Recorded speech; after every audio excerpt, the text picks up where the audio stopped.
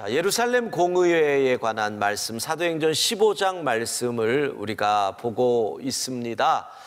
예루살렘 공의회는 구원이 무엇으로 이루어진다라는 부분을 사실 이미 고백하고 있는 초대교회의 고백이지만 그것을 정식으로 요즘 표현을 하면 교리로 결정하는 회의지요. 그러니까 구원이 먼저는 부족하다고 생각하는 사람들, 그래서 인간의 행위와 노력이 필요하다라는 사람들이 있지요. 예수 그리스도로 충분하지 않다라는 뜻이잖아요. 부족하다. 또 한쪽은 우월하니 우리의 방법을 따라라. 우리의 방법은 모세의 법을 지키고 할례를 행해야 된다. 그러니까 우월하다, 부족하다. 그러나 예루살렘 공의회는 하나님의 은혜 그리고 예수 그리스도를 믿음으로 우리가 구원을 받는다. 이것을 결정하는 것이고 이 결정의 과정을 지금 우리가 지난주부터 말씀을 통해서 보고 있습니다.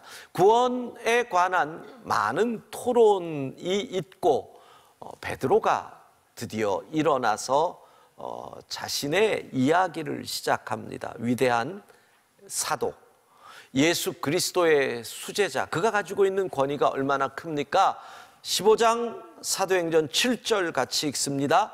많은 변론이 있은 후에 베드로가 일어나 말하되 형제들아 너희도 알거니와 하나님이 이방인들로 내 입에서 복음의 말씀을 들어 믿게 하시려고 오래전부터 너희 가운데서 나를 택하시고 이방인들을 믿게 하시려고 오래전부터 나를 택하셨다. 베드로의 이 이야기는 요즘식으로 얘기하면 간증 비슷한 겁니다. 바울 서신을 보면 바울은 아주 신학적인 이야기들을 논리적으로 전개해 갑니다. 근데 사도행전에 나오는 설교들은 어떤 이 신학적인 논리보다는 간증, 하나님을 만났다. 하나님이 이렇게 이야기하셨고 하나님이 개입하셔서 우리는 이렇게 갔다. 오늘 이 본문도 바로 베드로는 자신의 삶 속에서 하나님께서 이렇게 이끄셨다. 그러니까 이방인의 구원은 하나님의 계획 가운데 있는 것이다 라는 말을 하는 겁니다. 내 과거의 삶을 돌아보면 그때는 이해 못하던 일들이 사실 있었다. 그리고 그때는 실망스럽기도 했고 또 그때는 하나님 앞에 원망하기도 했다. 그런데 지금 보니 그 모든 것은 하나님의 계획이더라. 그래서 우리가 본문을 보면서 본문과 베드로의 과거를 여러분이 연결시키면 이 본문을 훨씬 이해하기가 쉽습니다. 먼저 베드로의 과거 가운데 하나를 연결을 시킨다면 우리가 너무나 잘 아는, 몇 주 전에도 제가 설교를 했습니다. 욥바에서 베드로가 본 환상, 율법으로 금한 음식을 하나님이 먹으라 했고 베드로가 거절했을 때 하나님이 깨끗하게 하신 것을 네가 왜 더럽다 하느냐, 그 말씀과 함께 베드로를 이방인 백부장 고넬료에게로 인도하시잖아요. 바로 그 상황을 이 본문과 연결해서 생각을 해봐야 하는 겁니다.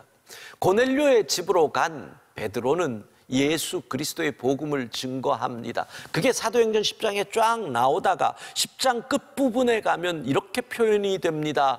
예수 그리스도의 이름을 힘입어 우리는 죄 사함을 받는다 라고 선포했더니 놀라운 일이 벌어집니다. 그것이 바로 10장 44절에서 46절이죠. 베드로가 이 말을 할 때에 성령이, 이 말이 뭐예요?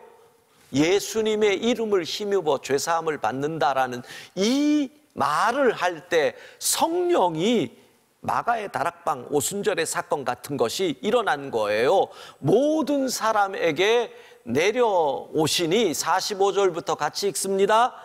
베드로와 함께 온 할례 받은 신자들이 이방인들에게도 성령 부어 주심으로 말미암아 논란이 이는 방언을 말하며 하나님 높임을 이러라. 자, 이 본문 잘 보세요. 할례 받은 신자들, 유대인이에요. 베드로와 같이 온 사람들이에요. 그런데 그들이 놀래요. 누구? 이방인. 이방인은 뭐예요? 할례 받지 않은 사람들. 지금 예루살렘 공유의 논쟁이 뭐예요? 이방인도 예수 믿으려면 할례 받아야 된다. 근데 베드로는 바로 욥바에서 있었던 그 사건을 끄집어내는 겁니다. 그 사건에서 어떤 하나님의 성령이 할례 받지 않은 이방인에게도 임했다. 우리 다 알고 있지 않느냐? 그리고 그들이 방언으로 말을 했다. 뭐가 다르냐? 오순절 마가의 다락방에 우리에게 성령이 임한 것과 뭐가 다르냐?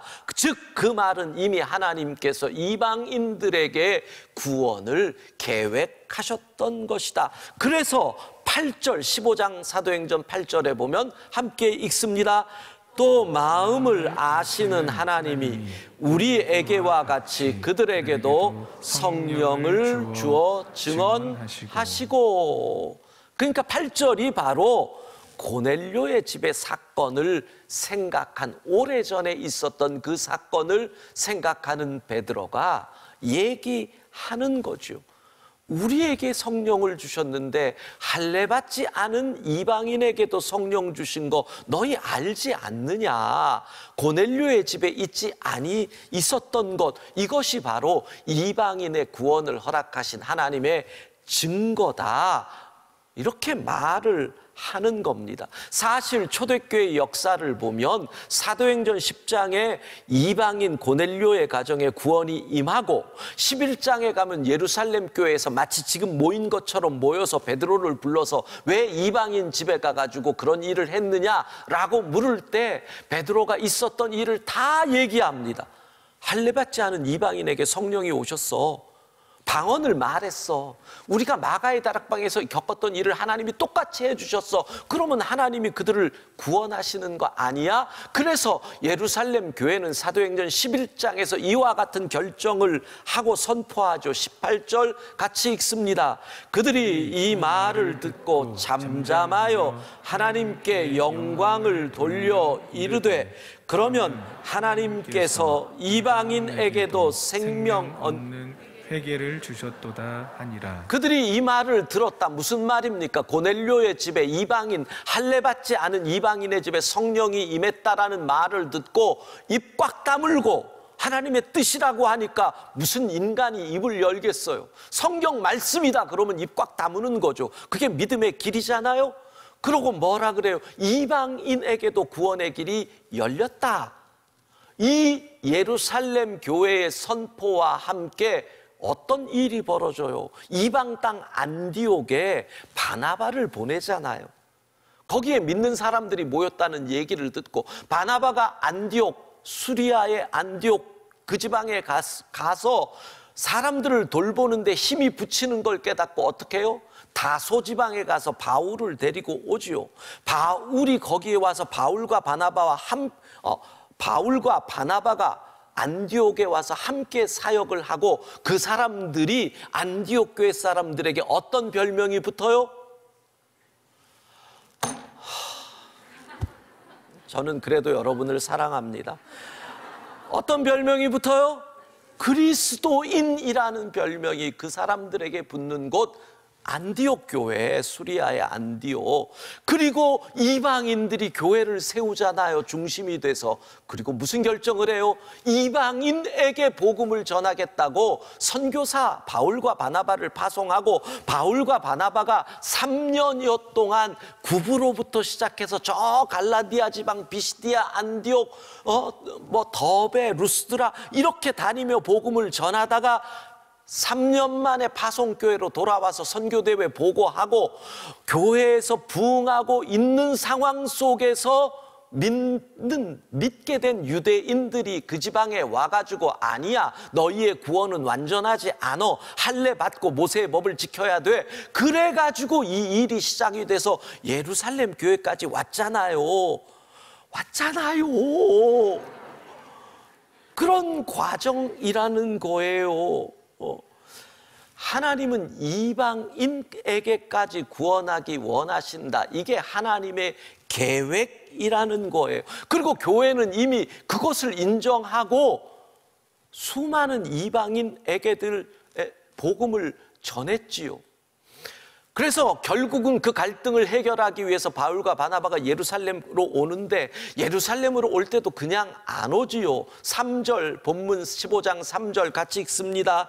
그들이 교회의 전송을 받고 베니게와 사마리아로 다니며 이방인들이 죽게 돌아온 이 일을 말하여 형제들을 다 크게 기뻐하더라. 초대교회 성도들, 바울과 바나바가 예루살렘 교회로 오는 과정에 베니게와 사마리아 있는 초대교회 성도들을 만나서 이렇게 이방인들이 예수님을 믿었어, 이렇게 이방인들이 구원을 받아서 모든 성도들이 이것은 하나님의 뜻이다라고 기뻐했단 말이에요. 그러니까 이미 초대교회 성도들은 이방인에게 구원의 문이 열렸음을 인정하고 있는 거예요. 그런데 소수의 몇몇 사람들이, 율법에 사로잡힌 사람들이 이런 태클을 걸고 있었다는 것이지요. 교회는 이미 하나님의 구원의 계획을 알고 동참하고 있었습니다.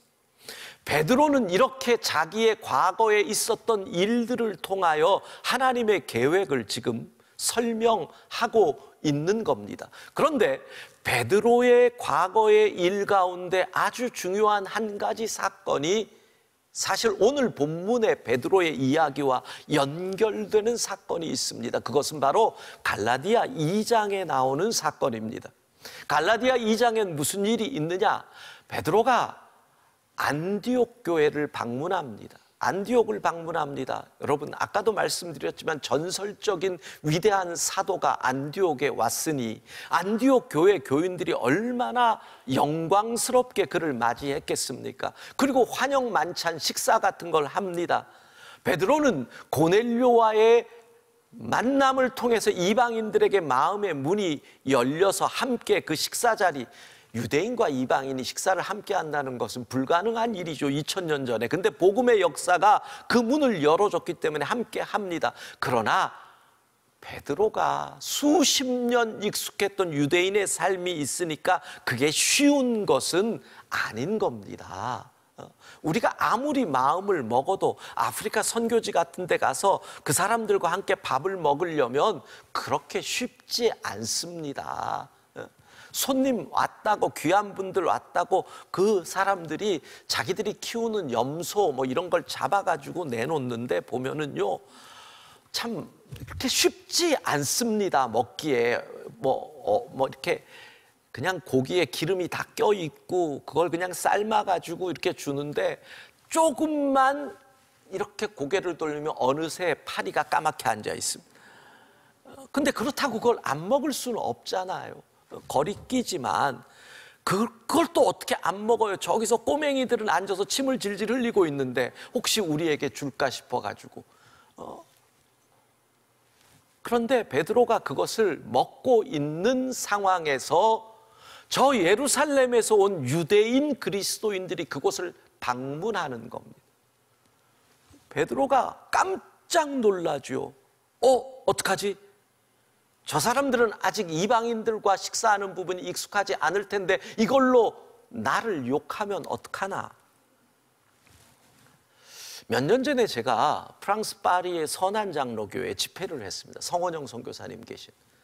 집회 마지막 날 부흥회 끝나고 나서 그 교회 운영위원들하고 식사를 하는데요.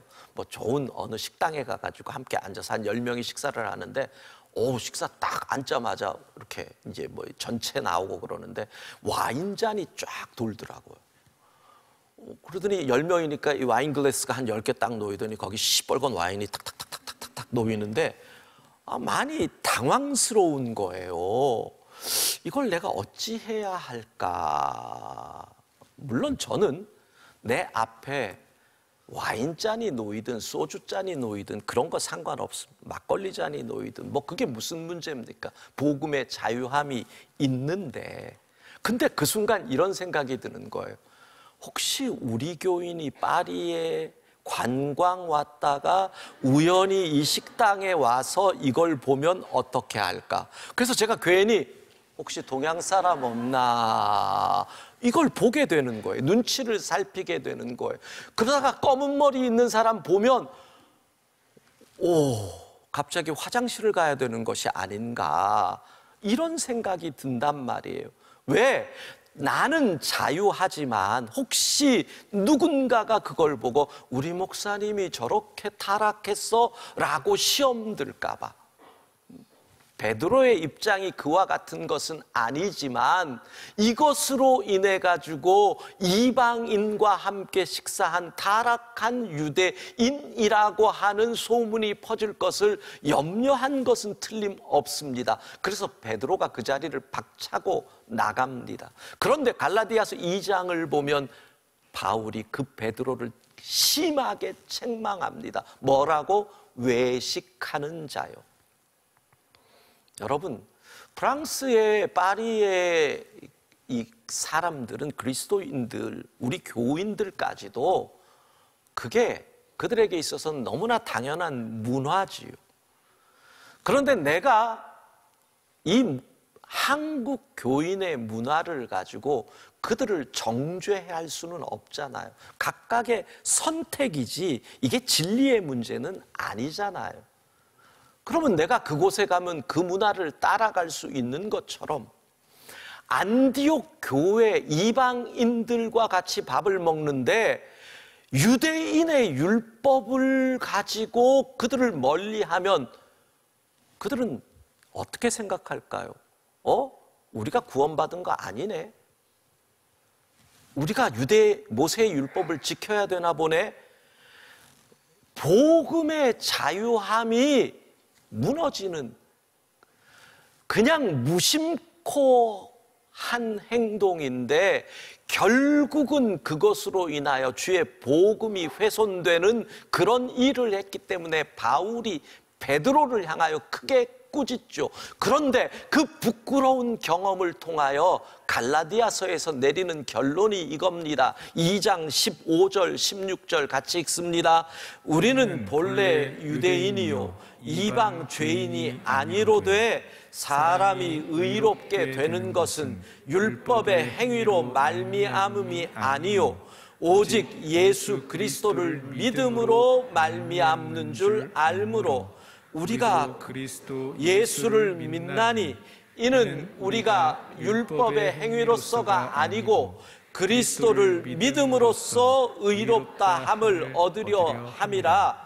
율법의 행위로서는 의롭다 함을 얻을 육체가 없느니라. 믿음으로써 의롭다 함을 얻는다. 이 결론이 바로 베드로가 안디옥 교인들하고 식사할 때 유대인들이 올 때 도망간 이 위선, 외식 때문에 나온 일입니다. 사실 이 경험은 베드로에게 있어서는 부끄러운 경험입니다.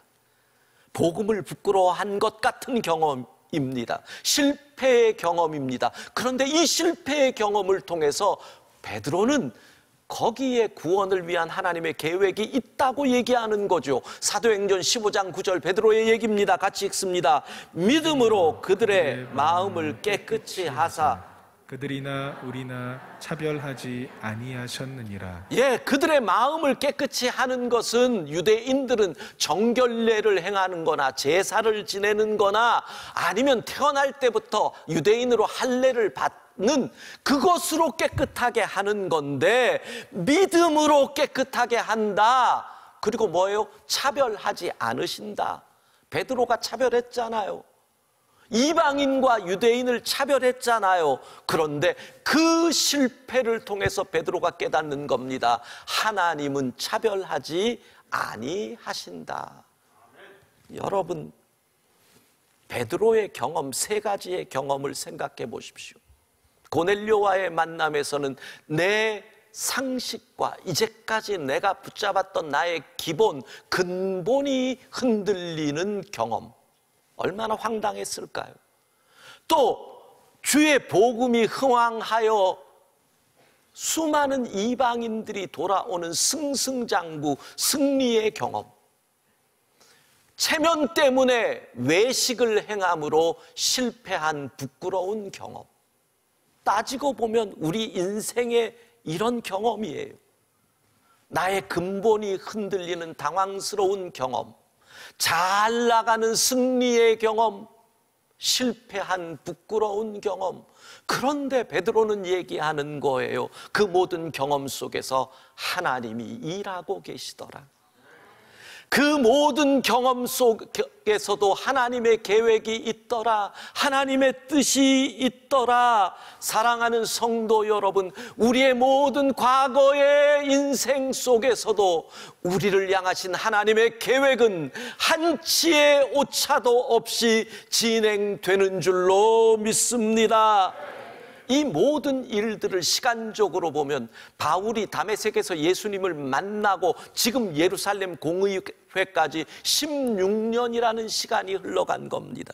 그 16년의 시간 속에서 때로는 나의 근본의 가치가 무너지기도 하고, 때로는 돈도 잘 벌고 잘 나가고 승리하기도 하고, 때로는 실패하고 부끄러운 경험을 하기도 했지만, 그 모든 것 가운데 하나님이 일하시고 계시고 하나님의 뜻이 이루어지고 있었고 하나님의 계획이 그대로 진행되고 있더라.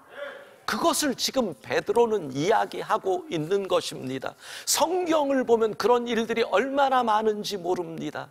고난이 다가왔을 때 흔들립니다. 그런데 어느 날 시간이 지나고 보니 그 속에 하나님의 뜻이 있더라는 겁니다. 이것은 베드로만이 아닙니다. 우리 모든 믿음의 사람들이 그것을 고백하는 겁니다. 대표적인 사람이 누굽니까? 요셉. 17의 나이에 형들이 요셉을 팝니다. 그리고 나이 30, 그가 애굽의 총리가 됩니다. 여러분, 인생의 가장 황금기 20대에 요셉은 어디에 있었습니까? 노예, 감옥 둘밖에 없습니다. 가장 황금기를 노예 생활과 감옥 생활로 다 보낸 요셉입니다. 얼마나 분노가 있겠습니까? 그것도 형들이 그렇게 했으니까, 핏줄이 그렇게 했으니까. 그로부터 7년이 지납니다. 풍년 7년이 지나지요. 그리고 흉년 2년이 지납니다. 나이 39, 40이 되는 그 순간 요셉은 형들을 만납니다. 만약에 하나님의 계획을 깨닫지 못했다면 그 자리에는 피가 흐르는 복수의 자리였을 겁니다. 그러나 요셉은 그곳에서 과거의 그 수많은 경험 속에서 나를 이끄신, 나를 향하신 하나님의 계획을 발견합니다. 그리고 이렇게 고백을 하죠. 창세기 45장 5절 함께 읽습니다. 당신들이 나를 이곳에 팔았다고 해서 근심하지 마소서, 한탄하지 마소서. 하나님이 생명을 구원하시려고 나를 당신들보다 먼저 보내셨나이다. 아멘. 그런 것입니다. 우리의 인생길도 여러분 비슷하지 않습니까? 내가 살아가다 보면은 내 뜻대로 안 될 때도 많습니다. 그러면 우리는 실망하고 하나님 어디 계십니까? 하나님을 찾습니다. 어떤 때는 하나님을 원망하기도 합니다. 하나님, 내가 이렇게 열심히 살았는데 내가 왜 질병에 걸려야 합니까? 하나님 진짜 계신 겁니까? 원망할 때도 있습니다. 때로는 절망 속에서 모든 것을 포기하고 싶을 때도 있습니다. 그러나 사랑하는 성도 여러분, 그 어떤 상황에서도 반드시 하나님의 계획이 있는 줄로 믿습니다. 홍해가 내 앞을 갈아먹고 있습니다. 그래서 사람들이 뒤에서 쫓아오는 애굽 군대 때문에 하나님을 원망합니다. 차라리 애굽 땅에서 죽이시지 왜 여기까지 끌고 와서 우리를 죽이십니까? 여러분, 그런데 조금만 참을 것이지 곧 홍해바다가 갈라지지 않았습니까? 조금만 참았으면 되는데 홍해바다를 건넜을 때 원망하던 그 사람들은 얼마나 민망했을까요? 곧 홍해바다가 열리는 것입니다. 광야의 생활에서 배가 고픕니다. 목이 마릅니다. 조금만 참으면 되는데 그때 하나님을 원망합니다. 만나와 메추라기가 준비되어 있는데 그때 못 참고 하나님을 원망합니다. 이제 곧 만나와 메추라기가 나올 건데 하나님의 뜻이 있는데 여러분, 하나님은 지금도 일하고 계시는 줄로 믿습니다.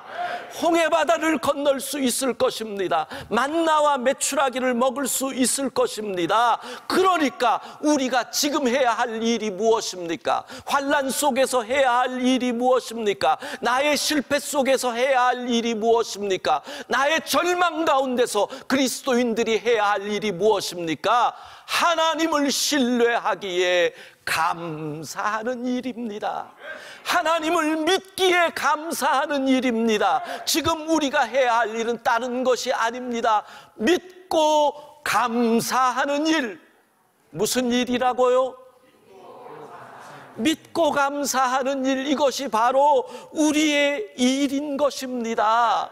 사랑하는 성도 여러분, 어느 날 시간이 지나면 알게 될 것입니다. 그 고통이 나를 얼마나 내 그릇을 키웠는지 알게 될 것입니다. 아무것도 없는 외로움 같은 그 상황이 내가 하나님을 굳세게 붙잡는 순간이었다는 것을 알게 될 것입니다. 실패의 그 순간이 나로 무릎을 꿇게 한 것이고 실패의 그 순간이 나로 겸손을 훈련케 한 시간인 것을 어느 날 깨달을 것입니다. 그러니까 지금 우리가 할 일은 무엇입니까? 믿고 감사하는 일. 지금 우리가 할 일은 무엇입니까? 지금 우리가 할 일은 믿고 감사하는 일입니다. 어느 날 우리는 반드시 하나님을 찬양하게 될 것입니다.